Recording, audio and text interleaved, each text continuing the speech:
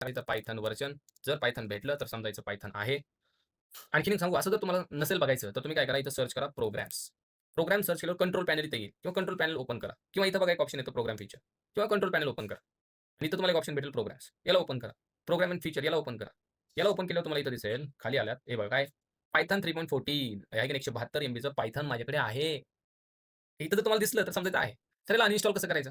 Uninstall करणं लई सोपं आहे. राइट क्लिक करा, अनइन्स्टॉल करा. तर तुम्ही इन्स्टॉल करायला शिकवायचं अनइन्स्टॉल करायला शिकवायला लागलात. दोन्ही पण शिकवणार आहे.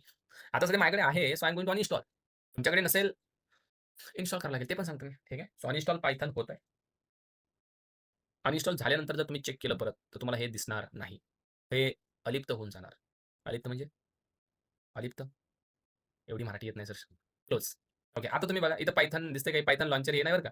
पायथन लॉन्चर नाही पाहिजे आपल्याला. इथून पायथन इन्स्टॉल केलं जातं ॲक्चुअली. पण आता जर तुम्ही सीएमडीवरती परत आले. मगाशी दाखवत होतं आपल्याला व्हर्जन. आता परत चेक करा. हो सर, राडा झाला. काय म्हणतोय पायथन वॉज नॉट फाउंड.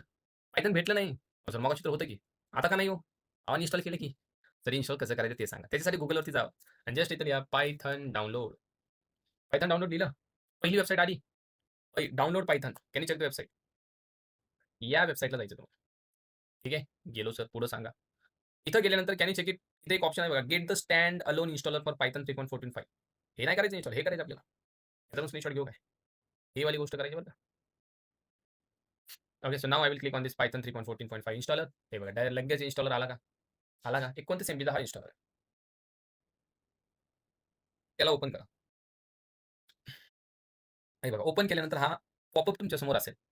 या पॉपअपमध्ये लक्षात ठेवा, हे दोन्ही ऑप्शन क्लिक पाहिजे. कोणते ऑप्शन माहिती आहे का? इथं मी याला पेस्ट करतो. हे दोन्ही ऑप्शन. हा एक ऑप्शन तुमचा चेक मार्क पाहिजे. हा मला म्हणतो लॉन्चर इज ऑलरेडी इन्स्टॉल. माझ्याकडे ऑलरेडी आहे तो त्यामुळे. तुमचा नसेल चेक मार्क करा. याला पण चेक मार्क करा. ठीक आहे. सध्या माझ्याकडे एकच चेक मार्क आहे कारण हा तर माझ्याकडे ऑलरेडी आहे. तुमच्याकडे नसेल याला पण चेक करायचं आणि then इन्स्टॉल नावावरती क्लिक करायचं. इन्स्टॉलिंग इन प्रोग्रेस आणि एका मिनिटात पायथन इन्स्टॉल. किती सोपं आहे हो इन्स्टॉल करणं पण. आहे की नाही? लई सोपं.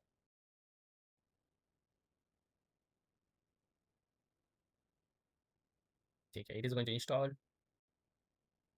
ओके. सक्सेसफुल गाईज क्लोज करा. Okay. Now if you go ahead आता परत चेक करा बरं. आता आधी येत होतं बरं का. आता मी परत चेक केलं. झालं की नाही राडा. 3.14.4 होतं आलं का नाही 3.14.5 तुमच्याकडे पण हेच येणार आहे. स्क्रीन क्लिअर करा. CLS पायथन व्हर्जन आलं का?